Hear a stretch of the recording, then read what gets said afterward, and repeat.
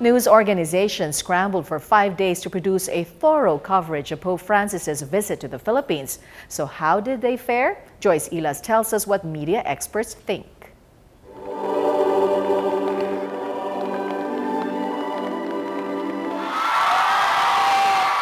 Millions of people flocked to the streets of Manila and Tacloban to see Pope Francis. But there are also those who opted to just stay at home and watch Pope Francis on TV, listen to him on the radio, or read about him online. The media followed his entire itinerary, so I think it was very thorough. A media watchdog says the news agencies gave the public sufficient information about where Pope Francis went, what he did, and what he said. Do you love me? Thank you very much. There was an emphasis on his person. You know, how he's humble, he doesn't stand for ceremony.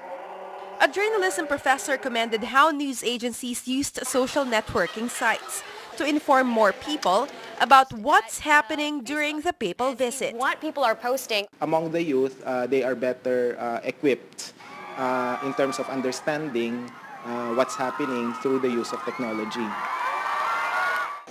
But both Teodoro and Arrow agree there are some things media could have done better. Arrow says it is disconcerting how some reporters lost their composure and gushed upon seeing the Pope. There is a tendency for the audience to focus more on the gushing tendencies of reporters instead of what's being spoken.